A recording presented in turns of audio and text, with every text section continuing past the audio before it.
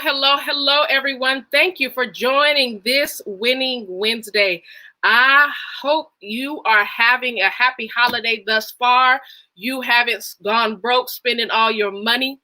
But in the event you're out shopping or you are sitting at the house, I want you to tune in tonight. We have a very important topic to discuss.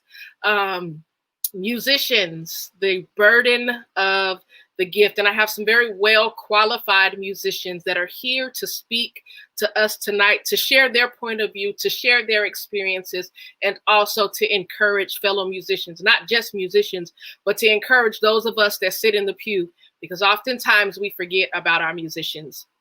If you go to a Black church, anybody's Black church, we all know how important music is. We won't have a service without music.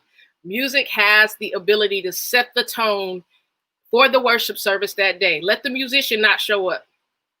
All hell is breaking loose. So tonight, before I bring on my co-host tonight, I want you to share this broadcast. Not only share this broadcast, tag a musician that you know that has been working hard and even needs just a little bit of encouragement in this pandemic.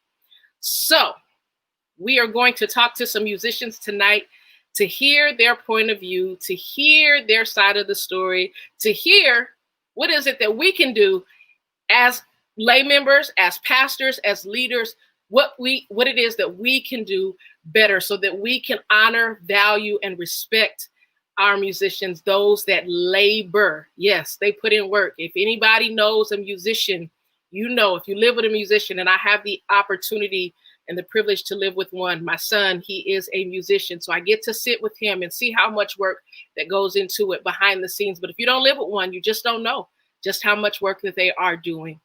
So tonight, we're going to hear from the musicians. We'll let them talk. We'll let them have some fun. We're going to have a conversation. So we are going to bring on our first guest tonight, and that is Mr. I almost called him Elder because I call him this in real life. That is Elder or Mr. Charles Brown. Hey, Charles, how you doing? I'm good. How you doing? I'm doing good. Before we bring on everyone else, I want to talk to you really quickly. So tell me, what instrument do you play? I play the bass. The bass. And how long have you been playing? Man. I would say about 10, 11, 12 years. No, ain't no way in the world you only been playing 10 years. Yes. No. Okay, if that's what you say, I got to believe you. So how did you start playing the bass? Wow. How did you start? Well, my first instrument was the drums. You know, everybody loves drums. So I think all musicians start on the drums. First instruments was the drums. And then probably I was about 7 or 8, and my dad put us in piano lessons at a young age. So I played a little bit of piano, growing up. So my dad always had a bass laying around the house. And I remember just picking it up one day, and I think I popped one of his strings trying to play it. So I had to go to Guitar Center, change the strings. But anyways, I've always had an interest in the bass, it just had a good sound, and I just loved how it sounded. So that's when it all started. I mean, I started on drums and keys, but bass came later. So. All right. So you're multi-talented. Not really. Everybody wants to be a drummer in the Black church. Come on. So that's telling you that I started playing on the drums. I can't keep it up, but I started on the drums. All right. Our next guest tonight, I have watched and admired for some time. He has played with my uncle. For those of you that don't know, my uncle is Leonard Sanders, one of the best I wouldn't even say the Valley, one of the baddest musicians that I know. I took for granted growing up. I thought everybody had a musician like the one we had at our church. But I've watched him and have gotten to know him over the years and admired his gift and his integrity. That is none other than Elder Drake Bell. Elder Bell, how are you this evening? I'm blessed. How are you? All is well. I got to be doing real good if I got Elder Bell on here. Come on now. So Elder Bell, what instrument do you play? Actually, right now I play the guitar, but I started on the bass. Oh, My dad started me on the bass, and I loved the bass, but actually, I was forced to move to the guitar. forced. I was forced. He said, I want you to start playing the guitar. And I had attitude and didn't like it, but now I love every minute of it. I love the guitar. Okay. All right. So how long have you been playing the guitar, you said? About 40 years now. Okay. My dad started me out. I'll soon be 56. He started me out at the age of, I believe it was, he put it in my hand at about 5 years old. Oh, wow. Started messing with it. And then I kind of picked it up. They totally by ear, but God has given me a gift to just hear, and I can pick up and play what I hear. And I come from a long line. Oh, my family, my uncles, my dad, I have some uncles that are going on. I got a family. We had about 10 or 11 guitar players in one church, lined up against the wall. So you didn't have an option? No. First one to church. That's we didn't want for nothing. We didn't want for nothing. The bells, chestnuts, nunnery. If it was coming out. Oh, yes. both sides of the family. Oh, wow. Wow. Wow. Sierra Bell is on. She was like my daddy. She is a proud daddy's girl.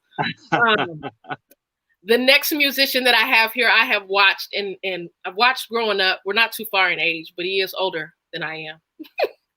So I've watched him for a while, and he is somebody that I could say that I'm blessed to know. I don't know.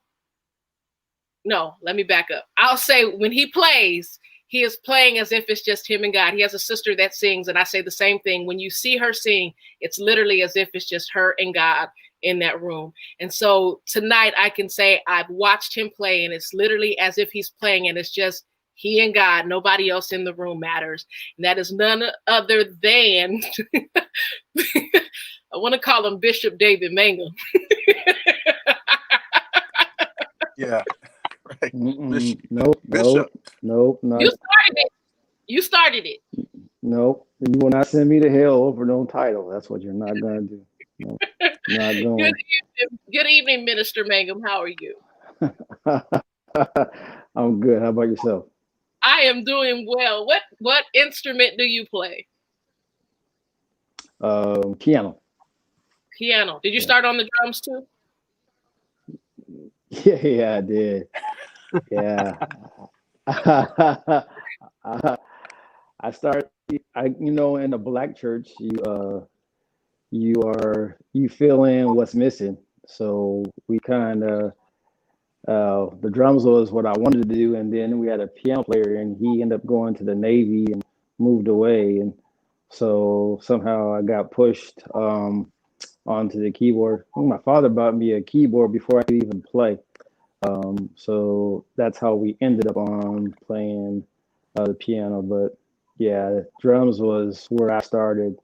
Me and Ray grew up. Ray Moore, I'm sorry. Me and Ray Moore kind of grew up together, playing and started at the same time. Obviously, he's so much better than I am on the drums, but we started that path, and then somehow I got veered onto the keyboard. How long have you been playing? Longer than I want to say. Well, you don't want to say how old you are. Yeah, I've been playing probably 30 years. Oh, okay. Easily. Okay. So yeah, that's it. Well, thank you for being here tonight, sir. My last guest on this evening is one of you. She's very rare. It's very rare that you find a woman, a female, that is on the organ. I shouldn't have told what instrument she plays, but all of us that know her know what she plays. We absolutely adore our musician. This gift, we're going to claim her. The Central Valley adores this gift. And if you live in the Central Valley and you've gone to any church in the Central Valley, there is no way possible that you do not know the gift in the body of Jacqueline Gainey. Good evening, Jacqueline. How are you, Minister Gainey? I'm doing well. How about yourself? I'm doing well. Thank you for joining me tonight. I already told him that you play the organ. Yes, that's right. How long have you been playing? Let's count it. I've been playing the organ since I was 8, and I turned 65 in September. Oh, wow. Wow. Wow. Okay. Ooh. How did you get started on the organ? Well, I actually did start on the piano, and one day I went to church. I'm from Baltimore, Maryland, and I heard the organ, and I just, oh my God, it was just like, okay, that's it. And then, of course, through my lifetime, I've always adored listening to Twinkie Clark, and I said, one day I'm gonna play like that. And so I just fell in love with the B3, Mhm. and coming up, I had attempted to try and learn how to read music and learn how to play, but for some reason, God didn't have it that way. And one night while I was asleep, my mom came in and anointed my hands, and as they say, the rest is history. Wow. You've been playing ever since. Ever since, Now, as a female, as a woman musician, have you found it harder in a male-dominated industry? most definitely. Okay. Okay. So one of the questions I'm going to start with you and then the others to follow. What is maybe one of your worst experiences as a musician? Um, I think the worst that I've had, um, believe it or not, I was told one time by one musician that if I would change my style, um, then I would be the musician that would be accepted and reared and believed in if I would change my style. And for a while, I even attempted to do that, and then I must say, God whipped my tail, and He let me know I gave you the gift. Hmm. And if I wanted you to play like someone else or something else, then I would have done that. But I gave you the gift, and that's the gift that I want you to perfect.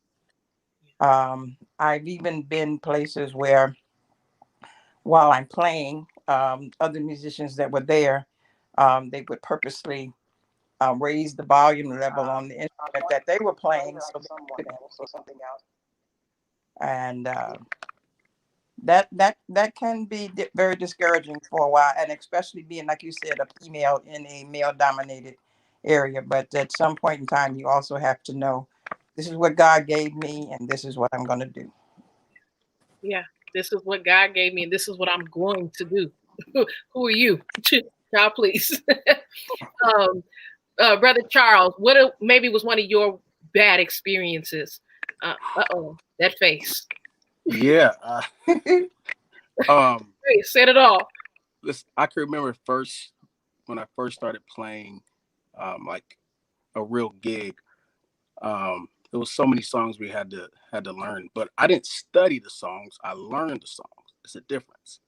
What's So the difference? To help with those that are musicians, learning, y'all have your own language. Y'all have a whole language, a whole nother world. The rest of us don't know. learning was just me listening to the song and not really studying parts and knowing that it's going to modulate or it's going to do, a turnaround or whatever the case may be. So I learned the song, right? But I didn't study it. So come gig time is a major part that was not played and I butchered it. So um, since then it was like, hey, we got to study, and, just be prepared. So Your gift is not exempt from practice. Hmm. That's the one exactly. thing I tell my son often. Your gift, I don't care how gifted Right. God has made you, your gift is not exempt from practice. You better get in there and rehearse. I don't care how many times you heard the song. Hear it again. Yep. Right. Exactly. Elder Bell, what is one of maybe your worst experiences? One of my worst experiences was I was hired to. I used to do mobile audio, and I did audio for a big musical, and they had some of the best musicians that were there, but it was so ugly because they were so nasty with their attitude, making fun of everybody else who couldn't play like them on the side of the stage. And I'm sitting there like, you have to be kidding me. Everyone does not play the same. And all I heard was a bunch of noise. I mean, these were some skilled, some bad boys, but all I heard was noise. You know how the Bible says, if you don't have love, you're like tinkling brass, clanging cymbals. I wanted that to be over so fast. I think that was the fastest I've ever taken down my equipment and got up out of there. And I was so hurt. I was just hurt. I'm like, you know what? I even had to have a conversation with my mom. Like, Mom, I'm done. I'm done. I'm just gonna play at my church, and that's it. That's all I'm gonna do. But then she let me know, this is gonna be. It's gonna be, God, He allow you to be in some places to show you things, to make sure you're humble. Right. But it was just so nasty to see how those musicians were. And another thing that got me real upset is praise break came, and you got the audience shouting, and the musicians up front laughing and playing, just doing breaks and stuff, and they're laughing with each other. And I'm like, is this really happening? Wow. So I really had to pray. So they were just there for the check. But if that, Wow. they were just there. They were just there to show off and show what they got, and it smelled like weed and alcohol in that corner. But I'm gonna let that go right there. Uh-oh. Sound like Elder Bell got a contact. With the church came home. Uh-huh. Wow. Lord help me. Elder David, I'm sorry. Brother David, what was one of your experiences? I have a few, but probably my earliest experience was when I was first starting keyboard. I was literally just starting. I was 10, maybe 11, and back in the day when they have those musicals, everybody would line up on the front row and you get your turn to play. Oh, okay, your turn. Oh, this is my song. This is your song. So it was that situation, and then it's my turn to play. I went up to play, and older musician cut in front of me and was playing my keyboard. And if you know my mama, oh boy, she saw it all go down. Pearl Lorraine came marching up from the back, and she said, "What you will not do is bully my child off that keyboard. That's his keyboard. He's gonna play his keyboard." This was in front of a lot of people, and I was like, "Oh well." Now I don't want to play. I was like, "I want to go now." She embarrassed him and me, so I want to play. But I got on, and she was and always will be one of my biggest supporters. So, but yeah, that was just the intimidation, and I think that's kind of the deal now, where I'm super excited to get younger cats on to play and let them do their thing, because with the type of music we play, it is always best to be tried by fire. Get in there and get wet. And I think a lot of times we are as churches, on perfection. We don't have a avenue to train up these younger musicians and to get them out there. So but thank God there's like stuff, like on YouTube and all that kind of stuff where they do have opportunity. But yeah, I'm always going to give someone a shot to do their thing. So whether it's, hopefully I will play with them so that the service doesn't suffer, but that they do have the opportunity to get in there and get it wet. So I think Elder Bell, I visited their church one time, and they do something very similar. You got all the drummers in the back where the adults are still playing to carry the service, but these kids, they're going to learn how to play this song. They're going to learn how to play this instrument. And you talked about the younger musicians. A lot of times, older musicians, and I'm not calling you guys old, I'll say more seasoned musicians, we'll say that. More seasoned musicians don't really want to deal with or have the tolerance or patience for the younger musicians because of a lot of misconceptions. There's a lot of misconceptions about the younger musicians. I'll call them out and you let me know your thoughts about it.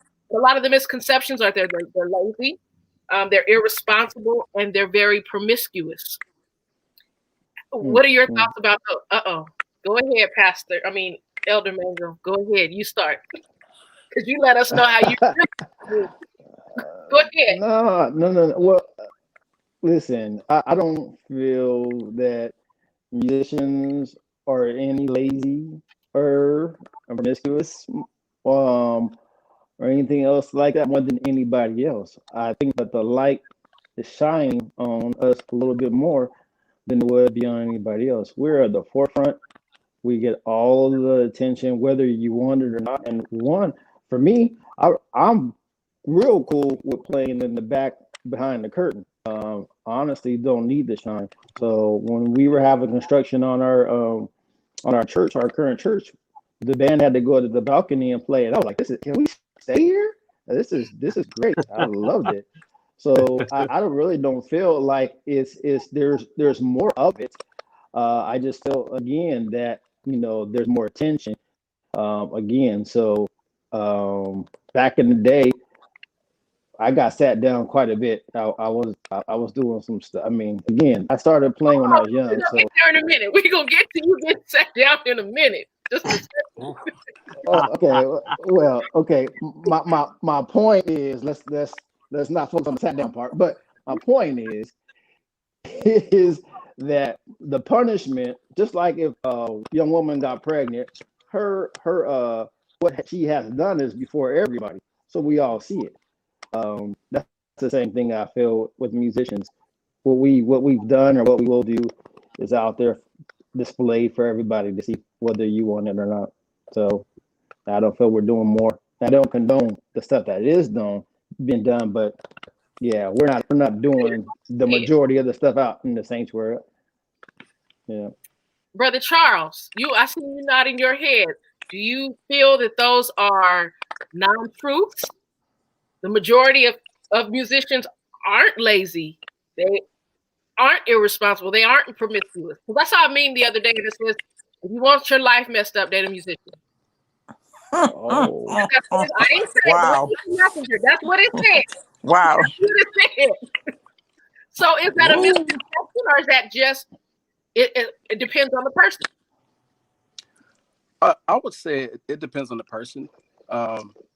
Because it came from somewhere. So somebody, probably dated a musician. It was like, hey, but it does depend on the person. For me, I was always the guy looking up to people like these heavy hitters right here. I always looked up to them. So they always poured so much into me. So, you got to be willing to learn, when the people are ahead of you or above you, knows and has been in the game for a long time. You just got to be willing to learn and listen.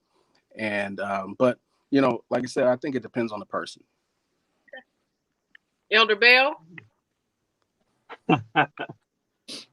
Well, I was in at a convention, and there was a class before the service started, and the subject was talking about musicians being promiscuous and why are they this and why are they that, and they're on their phones and doing this, and a lot of things were asked. And I asked them, I said, can I answer the question as a musician? They said, yeah. I said, they're doing all this stuff because y'all allow it to happen. Oh. I said, you allow it to. I said, yeah, you're paying them. You want a musician so bad that you let them do whatever they want to do. I said, but when you stop the behavior, it will stop. Because like Dave said, I got sat down for my attitude. I thank God for my dad to this day. My dad did not play. He raised me the right way. And if I got an attitude about it, put it down. Sit down. But musicians, some could be lazy. They can. But, it depends on what's down on the inside of you, what's in your heart. If you really love what you're doing, you're going to put the time in, like Charles was saying, the time in. You listen to those that are above you. Listen to those. Even you have some that like, I didn't know Brother Charles was only playing that long. I think to me, it sounds like he's been playing forever. Right. Of only Yep. 10 years, but Agreed. when I played with him, I learned from him. I had a chance to play with Dave. I learned from Dave. Mama Jackie, I learned from her. I learned something from all these musicians. But one of the biggest things is if you don't need a musician that bad. To matter of fact, I preached a message one day. The musicians are taking the church hostage. Mm. They're taking the church hostage because you Give us want the one term so next. bad. You want one so bad that you allow them to do what you wouldn't allow some of the other members to do.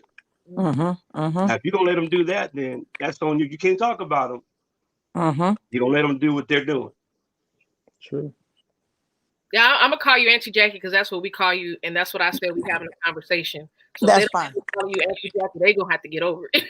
But I hear you agreeing with Elder Bell. Oh yeah, Okay. 100%, 100%.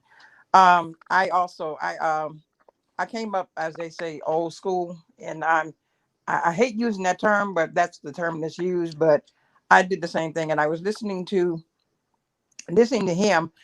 It also brought back. I've been going back listening at the message. For those that don't know her, Bishop Iona Locke that just passed recently, and I was listening at one of her messages, and they were talking about the type of music that, as Elder Bell had said, that the leadership have allowed to come into the church. And what has happened is, and he's telling the truth, because we want music so bad, we will let down our standards and let down what we really believe in and what we really stand for, just so that we can have. Back in my day, hey, I mean, I know things have progressed since then, but baby, if you had a tambourine and a washboard, you were fine. you just went for what you know. But the bottom line is the sincereness of the heart.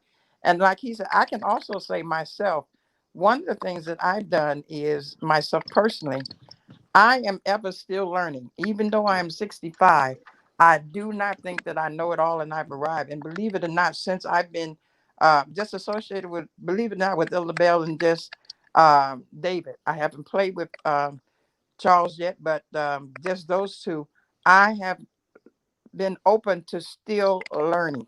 Yes. And that's one of the things that that you would tell your young musicians is, don't never think you've arrived and that you know it all.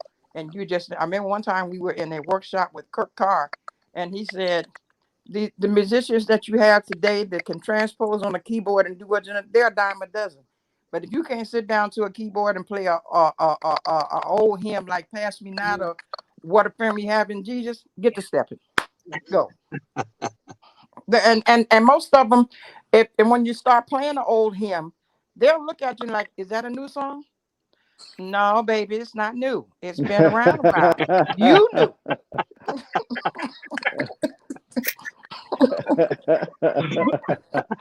What happened? I'm sorry. That's funny. Even like you said, we talk about the old school, and we so quick to get rid of the old school that's how we've allowed a lot of the things that are going on in the church. Right. Where we're willing to look past, we refuse to look past their gift to see their soul. When we allow the behavior, we're basically condoning them to go to hell because we see the musician that day. My pastor often says, in a frustration, what would y'all do if I just decided to not show up today? How would you handle the service? Service still got to go on if I don't ever show up. But we have the same attitude when it comes to the musician. If they don't show up, the service can't go on. What was we doing before we had musicians every Sunday? Yes. Right. How did we make it through? When I'm sorry, I don't have a B3. Jeremiah has a keyboard and we got 3 drum sets, but they're not set up to where I can go play them. And I sure can't go play them. When I get in those dark moments, what do? I don't have the organ, keyboard, and drums per se, the band at home when it's just me and God. So do I really need the musicians? And I'm not negating any of your gifts, but I think we've become so dependent on the gift that we don't care who it is that plays. We get R. Kelly to come play, just as long as praise and worship is on point this week. Yes. Yeah. So are there times that you felt like, because I heard a couple of y'all say you got sat down, and I think all of you have been playing for an extensive amount of time, but you've had some experience, and this is not to say that you have lived in sin, that you are sinners and you are hell bound, not saying that at all, but we have all made mistakes because we're sinners saved by grace. We have all at some point in our life made mistakes. Have you ever felt like a pastor or a leader look beyond your gift to see your soul, or fail to look beyond your gift to see the need of your soul? I think, can I go ahead? I'm sorry, Yes, sir. Go ahead, Bishop Mangum. No, You started it. okay, Letitia. Okay, all right. His name was Bishop David Mangum, but I'm just giving honor where honor is due. You know what? Okay. I'm just gonna ignore that whole situation. I think you have to be your own advocate. You have to advocate for your own soul. I think most of the damage that was done, in my experience, was when I was younger, and it was all about, I think being a musician, it takes a lot of self-control because you really hold the service somewhat in your hand, with what chords you play or the movements you make. Music is powerful, and so I don't think at least I didn't understand the power that I had when I was younger. And so now that I'm older, I'm trying to, put that information into the hearts of those that are coming up behind me, that, that we ain't trying to make everybody dance all the time. It's not about that. It's not about, you, but you need to be in tune with what God has going on. And so that the service can flow in a way that it's seamless. I think you and your pastor really should be really, really tight, because what he wants to go, he's definitely hearing from God, and how he wants the service to flow is really how you should be going as well. You shouldn't be like, oh, he wants to, go to a place of worship and you trying to get the folks to shout. You're out of order. Out of order. Yeah. Out of order. I mean, and we were talking about getting sat down. I got sat down. I was doing all kinds of stuff. But again, that was between like the ages of 18 and 22, 23. I think I was doing what everybody at 18 and 22, I think he was doing. So you was doing what everybody else was doing. It wasn't that you were doing it for. You was just doing what they was doing. Yeah, man. I think my pastor's stance was, I was just saying, I mean, they was out there, I was out there. I mean, it is what it is. But my pastor always carried a high standard, no matter what. It didn't matter who it was. If it was they were doing something they weren't supposed to do, there was consequences that had to be paid. And so it kind of just taught me as an adult now is don't run. Don't be so quick to run because you got sat down or you didn't get what your way. You know what? Stick it out. Go through the fire. It's gonna make you a better man. So that's kind of I've adopted that, and it hasn't hurt me yet. Like I said, I've had some rough roads of late, but you know what? I'm still standing, so I'm good with it. So stick with it if they care enough about you. Yep. Elder Bell, you said you were sat down as well, but it's that's dad. But still, he was still pastor first. Well, my dad became pastor here at the Trinity, but down when we were from Southern California in Oxnard, my pastor, I have never been sat down by my pastor because my daddy sat me down. Oh. He didn't let it get to the pastor.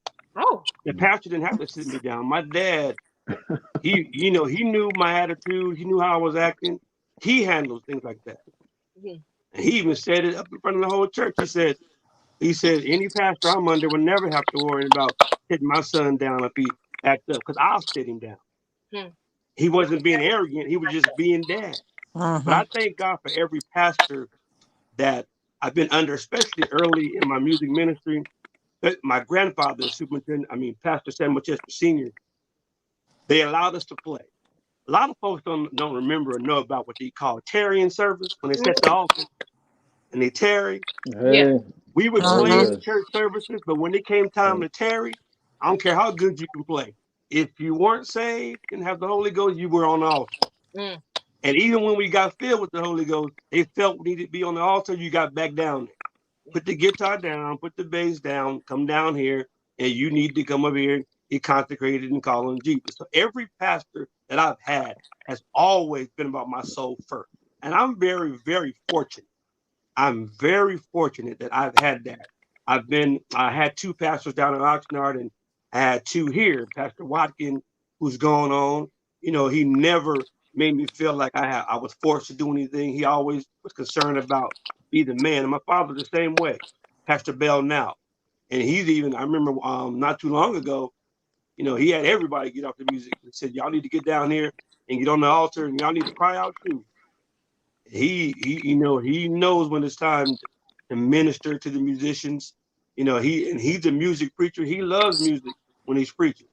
But every now and then it's time for us to get off, get down there, get on the altar, get a refill, get a touch. But I appreciate every pastor that I've had because they've always been about my soul first. Auntie Jackie? Amen. Um, I was like hit with a double whammy, something like Elder Bell. My pastor was also my aunt, and I was just like Bishop Mangum was saying, between the ages of 18 and 23 and 25, I was doing the same thing, and it wasn't nothing for her to sit me down. There was like, no, you're not going to do it. And for me personally, oh my God, was it embarrassing? I was the only musician at the church. So they did everything a cappella for a month. Wow. There was no music, Come on, no organ, no nothing. They sung and did everything that they did for a month. And I didn't have the luxury of staying at home while they were there at church. No, I still had to come to church Come on. You didn't get to and go sit play at there. nobody else's service either while you were Yeah. sitting there with your. Oh, definitely, definitely. So I still had to come to church and still get myself right, even before playing again. So I totally agree with what he was saying. And the bottom line is, like you said, because since I've been here in Fresno, because I'm really out of the Bay Area, and then I went to Southern California, and then I came into Fresno. Um, some of you may remember the late Bishop Henry L. Johnson. There was a situation that broke out in the music area. Bishop shut the whole music department down. I mean, everybody, musicians and the choir. No praise team, no nothing. I mean, and then he called in a couple of people to come in to do praise and worship and to help with that, but he didn't let them have no music. There was no, they sung to the soundtrack or there was no music. But the key point of it is, yeah, we were embarrassed. We was upset about it. And the people in church were like, well, Bishop, we need to get the choir back. But what was going on, there were some things going on that needed to be straightened out and gotten right. And the bottom line, we were up presenting music and setting the atmosphere, but we had things going on that was wrong. Mm-hmm. And we didn't like it at that particular time, but we had to get it right first. And once we got it right, then he came back. He met with us about a month later. As a choir, and everybody would sit down for a month. And he came back and he just asked a simple question. He said, "Y'all ready? Do you think you can do it now?" And then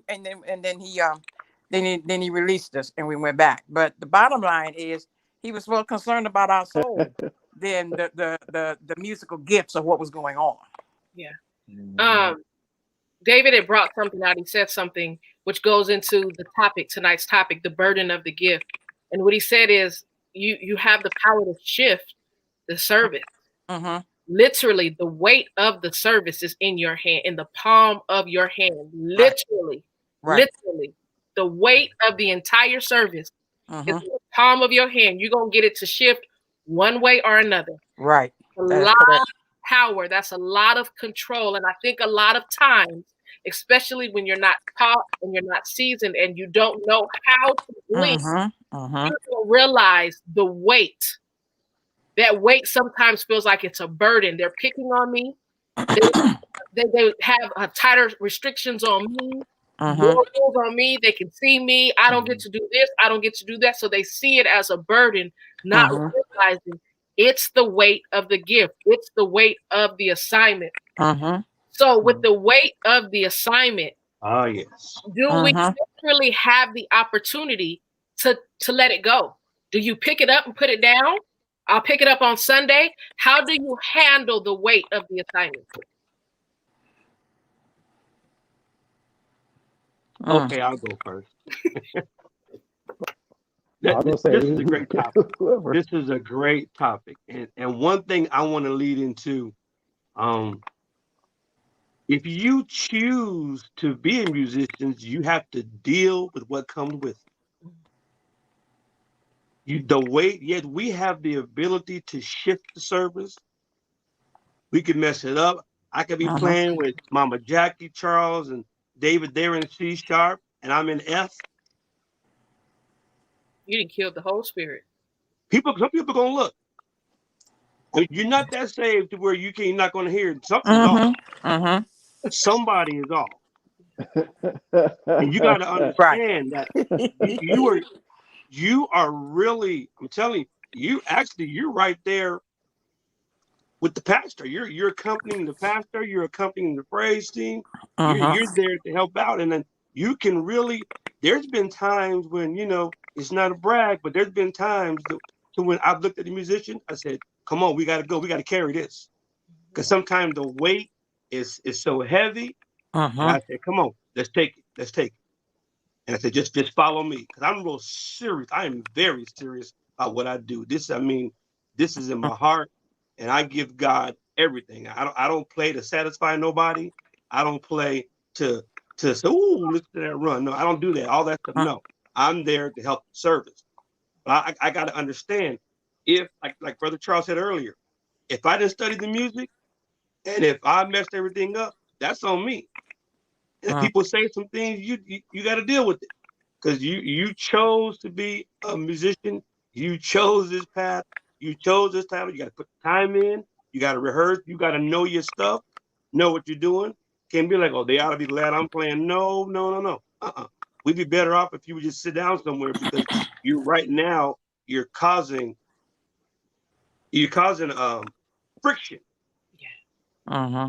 And I've been among some top musicians that I just wanted to put the guitar down and go have a seat. No, because this is not flowing right. But I chose this. I chose to give my gift to God. I chose to be in the music. So I have to do what it is that I said I'm going to do. Amen. Minister Brown, you kind of quiet there. No, this is good. But can you ask that again? Your question? How do you handle the weight of the assignment? Because it's literally it's a weight. It's right, like he was saying. It doesn't mean you're equal with the pastor, but you up there. If the pastor come in and don't preach the right sermon, it messes up the day. It just does. Same with musicians. If the praise team never got up and the musicians were just to play, they have the ability, just like King David, he would play away The evil spirit. Yeah. the evil spirit. You have a weight. There is a weight that comes with that assignment. How do you handle that weight? So I come from a old Pentecostal church in Lemoore called Lily of the Valley. So I used to play keys, Dave, a little bit of organ back in the day. So just a little bit. So it was a way he preached that I had to pay attention to detail. He was an old school preacher, not flashy, not anything. Yep. So there was times where it shifted, and so I had to put aside whatever I was going through, whatever. But even during my playing, you get a breakthrough if you tap in. You know what I'm saying? You can either sit back and mope, and or you tap in. And so I just learned playing behind him that it was going to shift, and I could either not go with it or go with it, and it was going to go. So I think a lot of times you just got to put away whatever you're going through, because God's going to bless you if you just push and just follow order. Yes. And you'll be good. Yeah. So Auntie Jackie? Yeah. Oh my goodness. I was getting ready to ask his Cash App name. I was getting ready to send him an offering. Um, Yeah, yeah. Hey, uh, Come double on. take. Come on, come on. Come on, Bishop Mangum. I've heard Bishop Mangum, and then Charles said the same thing. One of my biggest pet peeves, and one of the things that is very important to me, and that is the musician, and even if you have a music director or band leader or whatever, it should always be tied into whatever the leader or the pastor is doing. And one of the things that I make it my business to do, even in service, I'm going to watch my pastor. Hmm. I'm going to pay attention to him, Hmm. because the service can shift at any moment and any time, and I may have the set program in front of me of what we're going to do, but if I can't move according to what the leader is saying, he may shift at any moment Say that. and look over there and say, play so and so or do so and so. You should be so in tune to what's going on that I don't care what program is set up. You can shift at that particular moment, because God knows where he's going, and he's going to move through leadership first. And if you don't go Mhm. with it like that, like you said, you can cause some serious confusion, and it's just going to be Come on, Jackie. off kilter. And I know myself personally. I've even had to be, even as band director, I will watch what the pastor's doing or what he's saying or how it's flowing. And a couple of the musicians behind me may be getting ready to do something else and get ready to play something fast, and I'm like, that's not what's happening right now. Right, right, There's a spirit right. of worship right now. Get him, get Everything him, isn't get him. everything isn't getting ready to do You're it out of fast. order. I remember one time I was in You know, service in Oakland, and everybody in the service, they were just worshiping, and it was like everybody was communing with God, just just in their own zone right at the particular moment.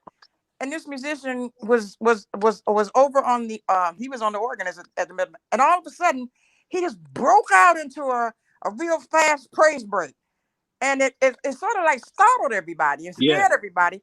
And so nobody didn't do anything. They just kind of looked at him. So his wife jumped up and started dancing so that he didn't look too bad. But I'm like, girl, sit down, because he was totally off. He was totally wrong. Now, at some point, there may have been a praise break. Oh, But at that particular moment, it was a spirit of worship. And it was come like, on. I looked at him. I said, boy, you stupid thing. Do you realize what you just did? You just broke whatever was going on. So I've even had to this do that, one. even where I am now. Every time there is a shift or something going on, and people start That always praising is God that. or whatever, it's not necessary we get everybody getting ready to dance. And so you would just start off, and I'll turn around, turn that off, turn that off. That's not where we are right now. That's not where we are. And you have to be in tune with that and know that. So I'm watching my pastor and I'm watching my minister of music, and if it moves and shifts, you just got to be ready to go, and don't get an attitude. And I know there's been times that I don't. I mean, I think I even heard Charles referring to it. There have been times that I've even come into service and not feeling my best, feeling Yeah, very terrible even in my body, but being in tune to what's going on there in the service and following what God is saying and where you're shifting, I Yeah. walked out of there feeling better when I got finished. there it Yes. is.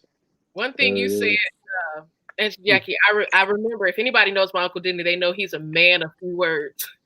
And his son was on the drums one day, and he got to playing, and he said, "Find a pocket and stay there." Yeah. He said, "Find a pocket. I don't know which pocket you're gonna find one, and stay there."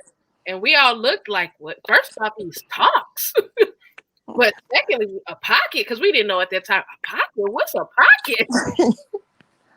Little bell like Exactly. Doing Exactly. everything you should have been doing. You messing up the whole move. We ain't Yeah, even man. going there. Sit there. You in the pocket. right. Brother David, you got something you want to add to that? You know what? I think the burden's only heavy when you're fighting it. It's not heavy. I mean, Oh yes, again, and yes, most of it is. us fought it when we were younger. So it was the internal battle of, do I want to do what I'm called to do, or am I going to do what I want to do? So there's that always that battle inside of you. So that's what really the burden comes from. Once you've done this and you've been at it for a long time, you know what? It's second nature. Like Jackie was saying, when you're a band director or music leader, your focus is more about what God is speaking to you and what God is saying to your pastor, and you're kind of paying attention. And as being in like that band director, you're in some situations maybe you don't want to be in because, like she said, you got to be the bad guy. You're like, uh, you know, you're wrong key or that note's wrong or hey, we're not playing as a unit. And sometimes musicians come in and we do have like again we have that power. Sometimes musicians come in and they're like they think it's Star Search or something like that, or and they want to just do their favorite lick or hey, let's do this, and it has nothing to do with the service. It's more Come about on. it's an ego stroke, and we all like our ego stroke, but that is not that time. So, and don't get me wrong. Again, I have fun when I play. I clown. I mean, the things that we do see in church sometimes is hilarious, and as musicians, we do talk about it. Hey, do third rule. Why is this toupee falling off? I mean, we do see that, so we have to. You can't not see it. You gotta say something like, dude, hey, look, you gotta say something. So listen, I mean, again, I'm human, and like I said, but you gotta have to turn that off a little bit. Like, okay, stop laughing, y'all. Pastor is shifting. But again, I'll say again, the burden's only so hard when you're fighting it. Again, if you're in tune with what God wants you to do, it's just like, okay, cool, I'm here. What you want me to do? Okay, I'll do it.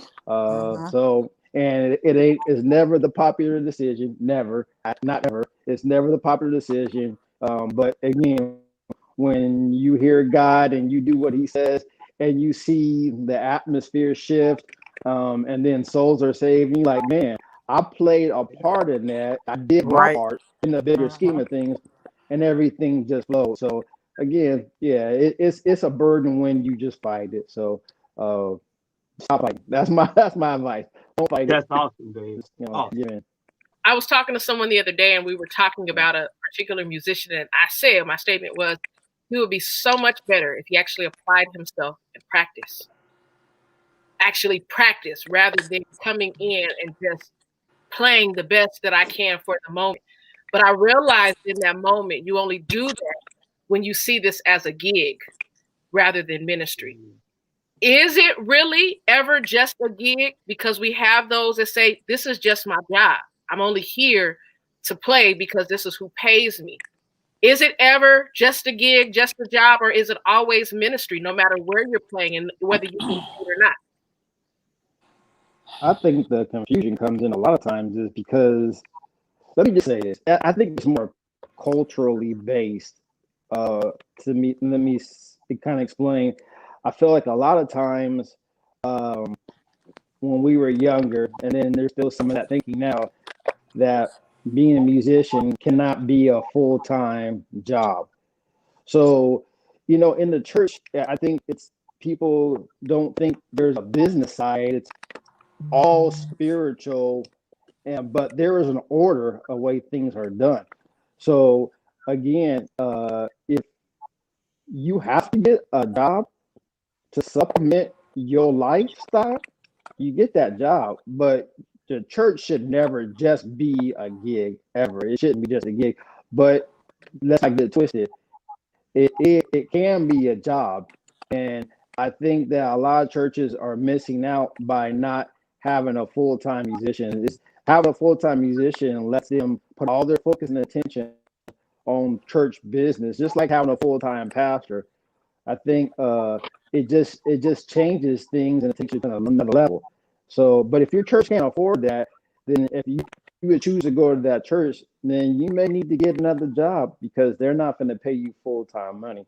But I do feel like music can be a full-time job for you, church as well as some things outside of church, studio work, inclusive, all that kind of stuff. So I think we just culturally just say, hey, you should do this for the love. And if that's your burden, if that's what you want to do, fine. But I don't think you should put that on somebody else. You should only do this for the love of God. He gave you the gift, don't, that's cool, but that's not everybody's path. So kind of I think that asked should be that changed. question a little bit because I want to know. I'm interested to hear the answers for that. But is it ever really just a gig? Is it, or no matter if it is a gig or not, you still have to have a ministry mindset? Is that the? I can't go into playing somewhere. If it's just a gig, I will not do it. Mm. I will not do it. Like I referred to my mom and my dad again. I thank God for what they put in me growing up. And I've always played for the love of it. Dave, he calls me, he'll call me and he'll ask me to come play with them, whatever. And then he'll go into like Monday and go, Dave, I don't play for money, man. I said, if you call me to just come, I'll just come because of the relationship that we had. And even the rest of them on the screen, the relationship that we have. I mean, I love to play. I mean, I'm not going to play with everybody because of your spirit and because I know what you are about. Uh-huh. And I don't have respect of persons, but I know what you're about. And I'll be like, well, it's even hard for me to say no, but I will not play it if I'm just going to collect a check. No, I'm good. God is taking care of me too much. I want to enjoy what I'm doing. That's why I love playing with Mama Jackie. I love playing with Charles. I love playing with Dave and different ones in the Valley. I love playing with them because it's, I enjoy it. But if it's just a gig, can't do it. Well, anything inside of when it comes to church ministry should always be kept as ministry. I never see church as a gig. When I say gig, I'm looking at an outside event at a social hall or something else outside. When you label it as a gig, if you're doing church ministry as a gig, then you're doing wrong in the first place, because that's not what it is. It should always be the mindset should always be ministry and ministry first. And I myself, I know I told a musician one time, I said, listen, if you're looking for um, um, this church right here, and most of the churches we have in the Valley, we aren't the size of a TD Jakes or a something where all of their people, they make enough money that they don't have to work a job. Okay, and they know that going into that. You don't have that here. So we give you a little love offering here, but you need to go get an 8 to 5, Monday through Friday. Go get an 8 to 5. Don't look for this church or anybody in this body to give you enough money to take care of what you need to take care of. No, this right here is just showing you love and appreciation for what you're doing. But we're not here to take care of you. Yep. And when you go into it with that mindset that I want to make enough money to take care of my bills and stuff, you got the wrong thing in mind first to begin with. Yes. Elder Brown? It wasn't until I moved to Fresno until I was really getting paid to play. Because at my old church, old school, never got paid. So it was always a ministry for me, right? So I think it's all depends on the individual. If it's a gig for them and they're getting paid, still treat it like a ministry. Be professional enough, be courteous enough to understand the ministry that you're playing with. So it's not a struggle. You know what I'm saying? So yeah, it may be a gig to some people, but still, hold that integrity to say it's still a ministry and I still got to execute and still be spiritual at the same time. So yeah, because it's ultimately God, the one that gave me the gift. So this is my time to worship. Others sing, others cry, others dance. That's the way that they praise. This is my opportunity, even if I'm getting paid for it. I just don't happen to be getting paid for it. This is my time to minister to God. So, Brother David actually started this off. I have the grand question, the infamous question: should musicians get paid? Or is the God bless you enough? Because I know sometimes they feel this is your gift. This is the least. This is your reasonable service. This is the least you can do. Well, I'm like Elder Charles there. I also came up under the same thing. I didn't even know musicians got paid. For so many years I played. at the church that I was associated with in the Bay Area. And when my pastor died and another pastor came in, and he came in, he says, "Well, we're going to give you so and so and so and so every week." I said, "For what?" He said, this is what we're going to do to pay you." I said, "We get paid?" Because I really didn't know. I'm sorry, I wasn't being funny. So the first thing I ever seen as far as getting paid, I was 40 years old. And so I didn't know. I know everybody would say your gift make room for you. What's wrong with playing to the glory and honor of God? I know what they say about the Levitical priesthood. All of that comes in line in its place. But I say, if the church is able and capable of blessing their musicians, and you go into it knowing that they're capable of doing it, or whatever the case may be, then I think they should be. But at the same time, if you know you're giving it back to the glory and honor of God, and that your gift make room for you, even if that church don't pay you, God will bless you from some Yes, other. yes, yes. And it's not always the source of that you sow into where you reap from. Yeah. Elder Bell? I choose not to get paid. Wow. That's my choice because that's where I serve. Now, this is me. Now, I don't want no one labeling anybody else. This is me. I grew up, like Mama Jackie said, grew up playing in the church. And even when I came to Fresno, they tried to. And I said, no, no, no, no. I said, I don't do this. I do it because I serve here at this church. Now, I've been called to other churches to help them out every now and then. And I don't even give them a price. How much you charge? I said, I can't charge you. Whatever you put in my hand, what you put in my hand. Mm-hmm. I don't set a price on it. But I'm like Mama Jackie, if you can afford to pay your musicians, if your church is set up, it's a job. That's work. Mm-hmm. You gotta rehearse. You gotta take care of your instruments. You gotta buy strings or put your keys in the shop. Put your bass in the shop, your drumsticks, Sir, your sir, skin and things like sir, that. But I'm sir. gonna say this now. I'm gonna say this. I like the question you guys. Should musicians get paid? Okay. When you invite me to preach at your church, should I get paid to preach? That's my gift. Mm-hmm. It's my gift to bring a message. But you bless the preacher, and that's a good thing. But if you can bless the musician, we're putting in time. We're putting in, and a lot of times it's time that we could be spending with our families. Right. Mm-hmm. But we're having to rehearse. We're having to do this. We're having to learn this. And so it is a blessing to be a blessing. But a lot of times, what's given to the musician is going right back into fixing their equipment or put in their equipment. Sir. In the gas. But like I said, me personally, my home church, don't charge, won't charge. I serve there, and I just part of what I love to do. Yeah. Bishop Mangum, we'll go ahead and relinquish the floor to you. Listen, I agree with everybody. Let me just say that. I mean, that may be a cop out, but everybody made some very good points that I agree with. Now, my stance is that musicians should get paid. Now, I say this because of exactly what Drake Bell just said. I can't even count the amount of money that I pour into my craft. Yes. Let me just say this, and I know this to be true with Drake Bell as well. I operate outside of my job scope, if you're gonna call my playing a job. I'm also the assistant sound technician. Anything that's electrical that has to be done, I'm fixing. I'm also working on microphone. I mean, I'm way beyond just the keyboard player. So again, yes, my church does pay me, but that is not why I go there.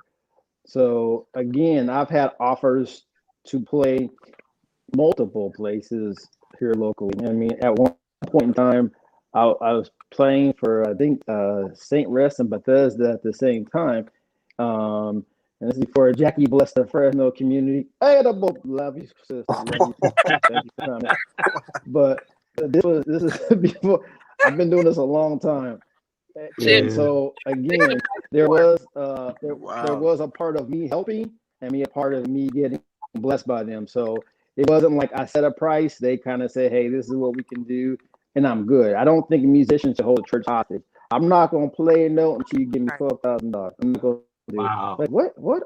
I mean, that's not cool. Maybe you should move on. And again, like I said, if your church, are you choosing your church for how much they can pay you or how much they bless you? And so again, it is a blessing to bless. That's kind of old school and corny today, but it's true. I do find joy in making things work and better. And I always keep some kind of equipment. If I'm going to an event, I always have something in my trunk just in case something breaks down. Oh, you need this? Hold on, I got one in the trunk. Let me get it for you. Yeah. And Drake does the same thing again. So again, for me, you blessing me, you paying me, is really helping somebody else.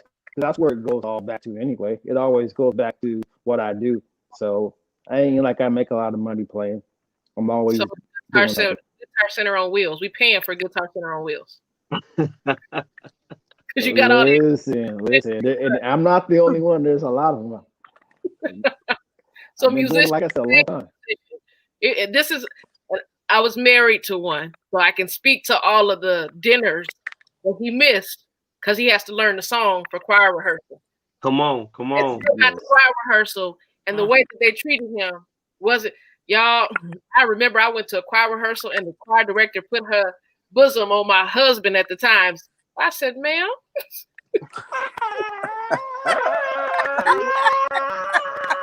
If anybody didn't know me, no, I'm halfway saved. I don't care if he is a musician. You might back all the way up.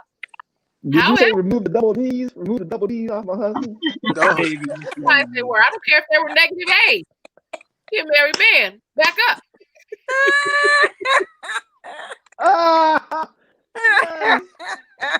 This is not. And at the same point, like I was saying, this is not just a gig. I don't care if y'all are paying him. This is still ministry, and there's a certain level of behavior that you're supposed to have, a certain level of tactfulness you're supposed to have. Yeah, that's right. That's coming after, like I said, that was after you didn't miss every dinner this week because you had to learn the songs. Now we got to get to choir rehearsal, and I got to battle this? What? No.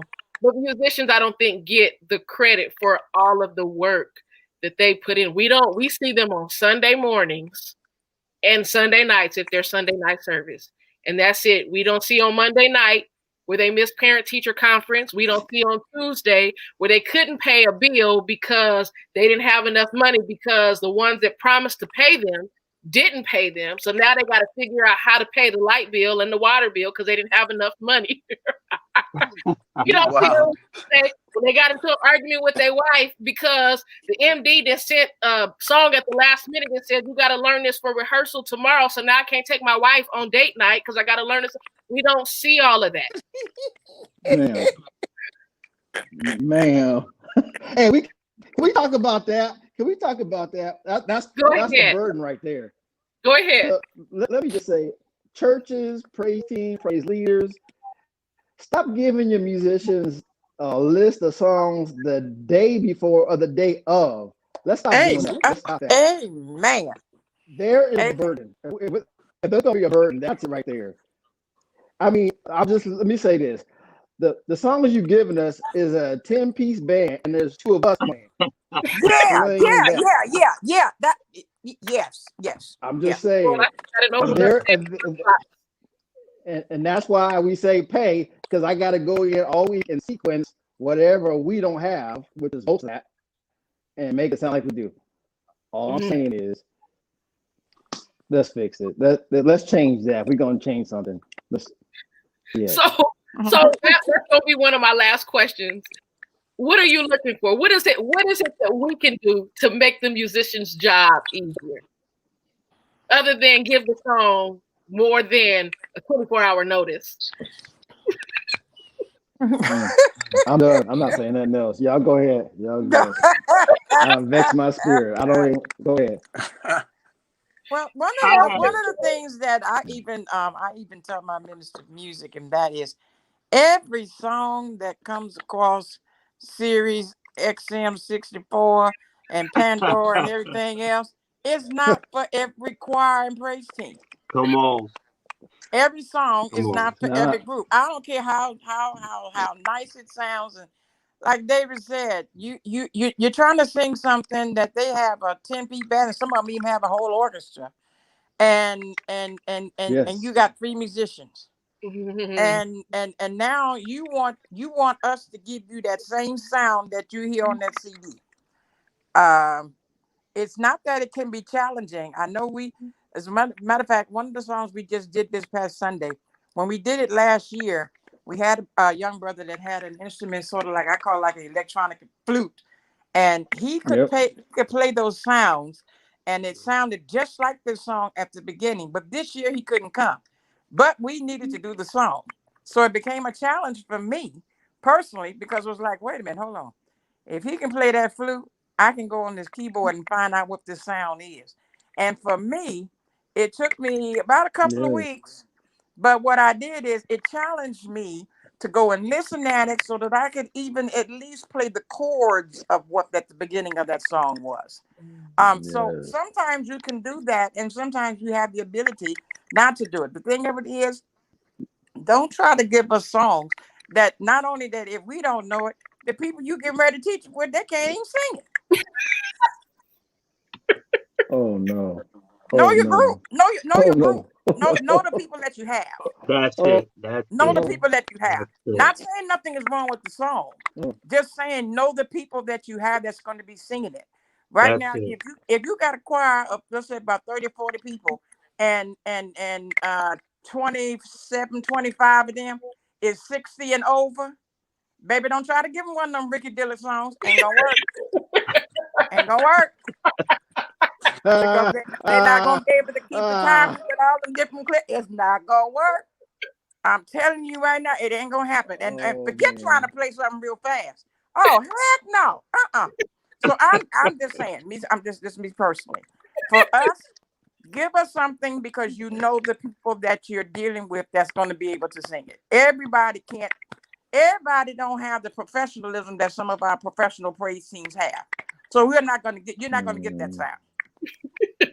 My uncle yeah. used to say when we would say, Yeah. "Uncle, this don't sound like the album," and it's not gonna sound like the album. No, ever, ever. No. No. Mm-mm. He would let us have. We don't want to sing that. It don't sound like that, and it's not gonna sound like that. But anybody that knows my uncle, he gonna remix the song, and he gonna make a remix for the remix. He's gonna make a Mm-hmm. remix for the remix. Mm-hmm. So he had to give Oh it his Lord. own personal flair, if you will. So we got Brother David that said, "Give us Wow. more than 4 hours to Oh learn yeah. the song." Auntie Mm-hmm. Jackie says, "Know your crowd. Know who it is that you're working with." Elder Bell. I agree with both of them 100%. But I must say, I am very fortunate and blessed in that area that I work with a group of people that understand that, and we make the songs fit us. We do them how Mm-hmm. we'll take my praise leader. Is my daughter, and I thank God for her. She listens, she understands when I talk to her. I give her direction. I tell her this and that, and she follows that. And our church is a little bit unique because normally the organ carries the band, but my wife, she defers to me, and I'm the guitar player, and I kind of do the best I can to carry stuff. And I said, okay, with the band we have, we make it fit us. And if Mm-hmm. it doesn't work, they don't get upset, Hmm. they don't get mad. We just keep working at it, and we do something until we figure it out. Yeah. But I am blessed in that area, really. Good. Elder Brown, is there anything that we can do to make the musician job easier? Don't talk about us if we don't execute. Woo! Don't. Um, no, Hey, because hey, you got to think about it. You got to think about hey. uh, a lot of these albums have been planned out for months, some even years, right? Mm-hmm. and we get maybe a week, maybe a couple of days. 24 hours. It's tough. 24 hours. It's tough. So Yeah. if we don't execute it, just drop your expectation a little lower and bear Right. with us. So we might get it on the second time or the third time, and Right. Right. yeah, just don't talk about it. Amen. Hey, Amen. if you talk about us, we gonna talk about you too. Praise team ain't always on point. Let me say He was that. not saved. He was not And I saved. love my praise. I love my praise team. I love them, but they ain't always on point. Let me just say. So, David, help us. David, Help us as we help we are you. live. The people can hear us. We're not in the back room where it's just us anymore. Well, hold on. Let me also say the soloist. I know your key. Can you help us out? What? Just know your key or stay on one key. Just y'all know what I'm talking about. We all back for somebody. Help him, Lord. And Jackie, I know you push the drawboards in. You be like, I'm done. Hit that last note.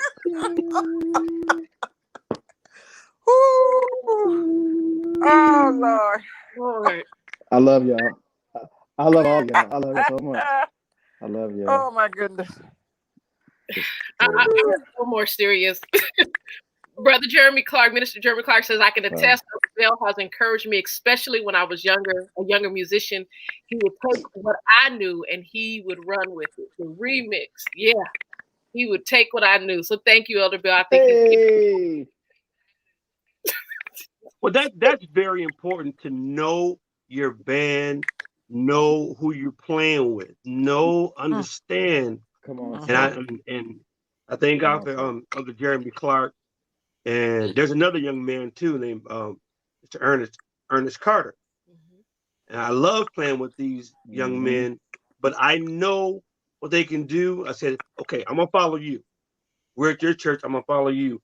And don't try to, musicians can be mean too. Musicians can be cruel. And we can hurt one another's feelings. Yes, we can. But no, I try to do the best I can to know who I'm playing with, know their strong points, and say, like my brother. I mean, he's got me spoiled now. He's a bass player.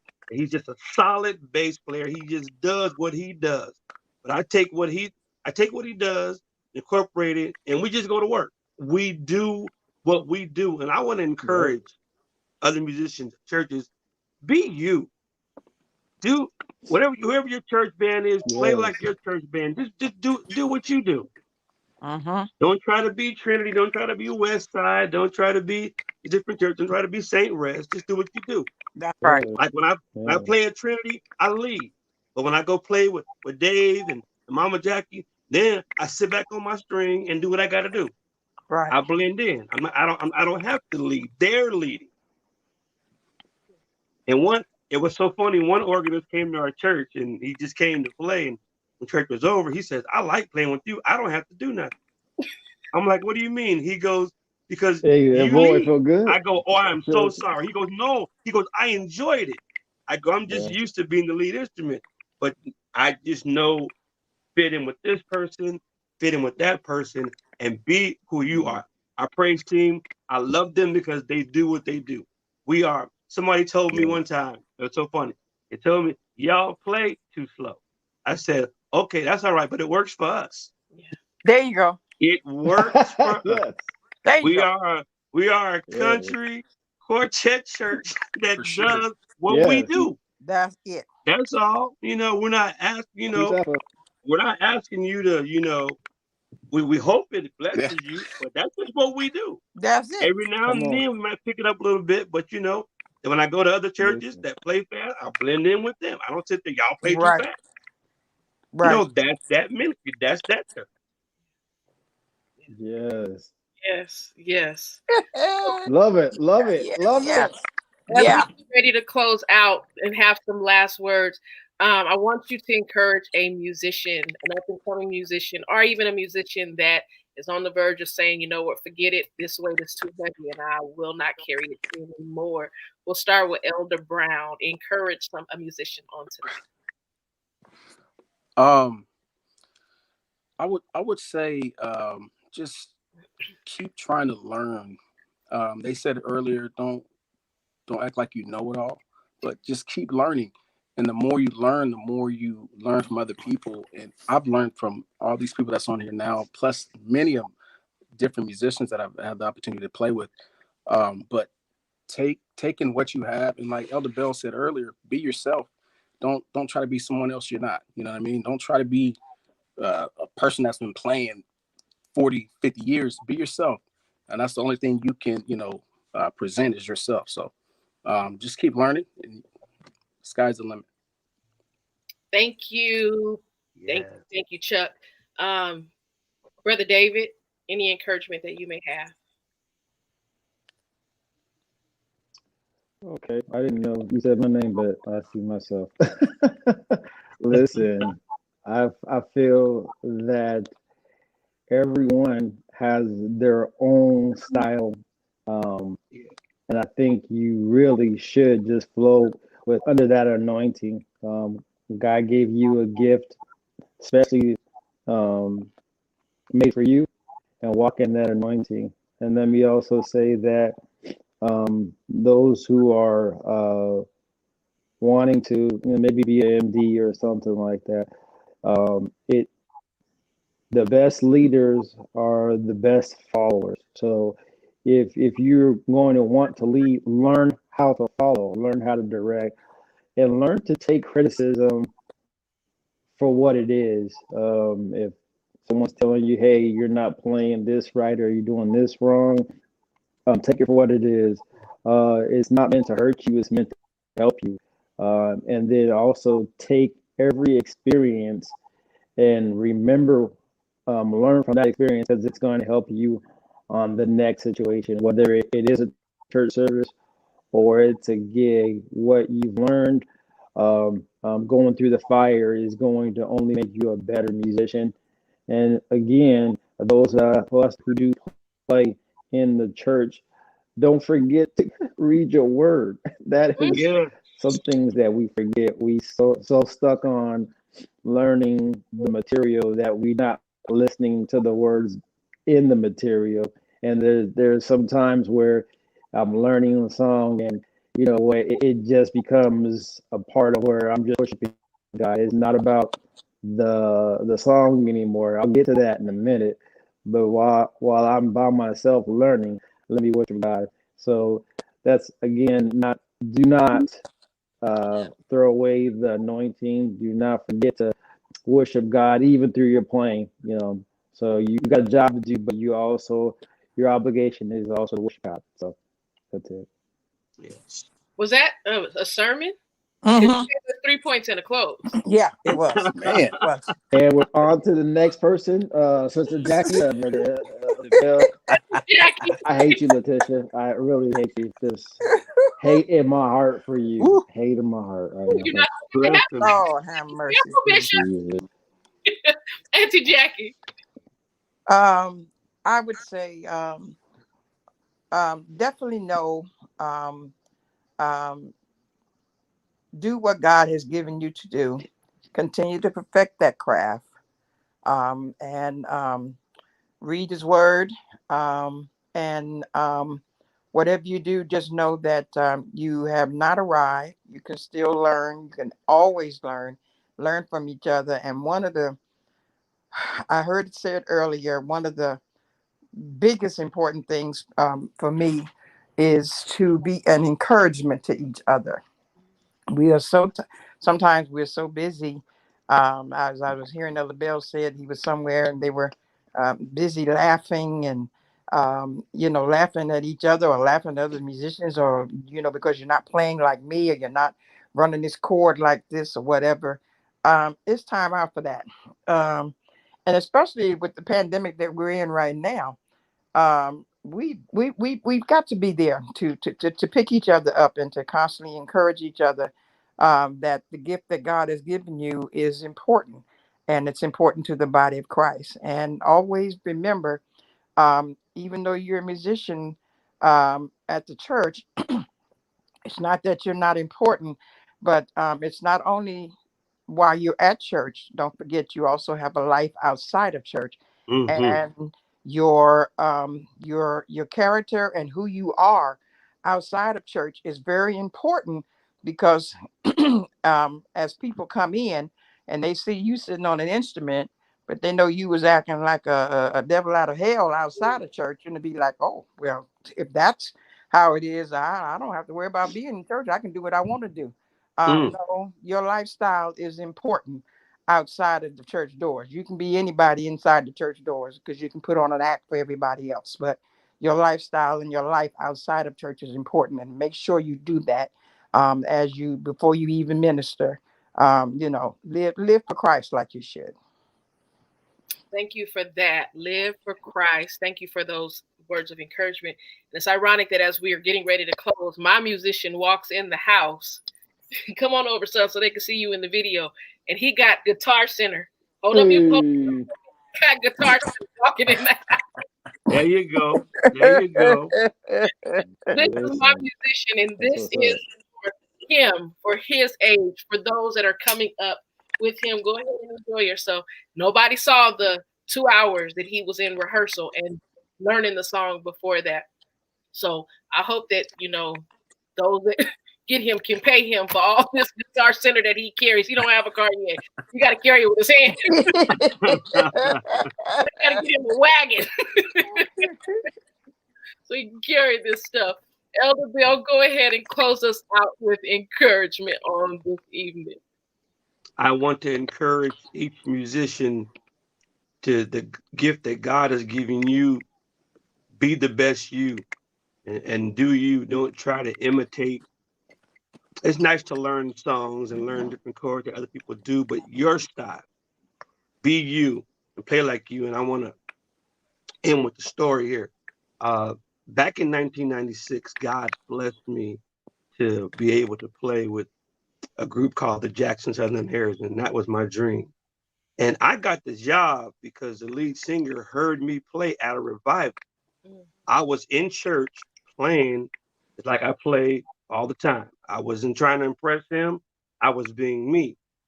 Well, one of the first concerts on the road, we were in the dressing room, and the dressing room was packed. And the musician who had known me from Mississippi asked me, "What are you doing here?" I said, "I'm now a member of the Jackson Southern Harris." He looked over at the lead singer and says, "I live here in Mississippi with you, and you had to go way to California to find a guitar player. And you know I wanted to play. I can't believe you did that." He said, "Why did you do that?" And he said it in a packed room, in front of the whole room. So he said, "You really want me to answer that question right here?" He goes, "Yes, please." He said, "Well, you're a good guitar player." He said, "But when Drake plays, I feel what he plays." And I was like, wow. Just being me, not bragging on myself, just doing what I do. Mhm. So if you be the best you and give God the glory and honor for everything you do, give God the glory for the gift that he's given you, you cannot go wrong. And stop trying to impress people. It's not about impressing people at all. It's about giving God all the glory. Amen. Thank you for that, Elder Bell. I can't really encourage the musicians other than we honor you, we appreciate you, we thank you for your gift, for your sacrifice, for your willingness, for your obedience, for your sleepless nights, for your overdraft account because you didn't spent some money on equipment. You're missing the family vacation, missing family dinner, almost losing that job because you had to go run after this person to make sure you played at this, made this assignment. We want to say thank you. We honor you. We value you. We appreciate you. To those of us that are not musicians, if you are fortunate, if you are blessed enough to have a musician, one of the things that I loved about the old mothers, they walk by and shake something in your hand. Yes. Be a blessing to a musician because Yes. you never know the weight that they are truly carrying. If you've ever had a real good worship service, it probably was shifted or prompted because of what the musician was doing, because of their submissiveness to the will of God and to the assignment on their life. So value your musicians. Stop giving them a hard time. Stop beating them up. Stop talking back. Stop talking to them crazy. Stop walking past them and not even speaking. Honor and value your musicians, because a good integral musician is rare. It is rare. It is hard to find. So honor your musicians and show them a little appreciation this, not even going to say holiday season, moving forward from here on. I love each and every one of you, and I want to say thank you for joining Winning Wednesday. I want to say thank you to my guest on this evening. I've learned from you. I value each of you and your gift and your assignment. And again, thank you for sharing your time with us on tonight.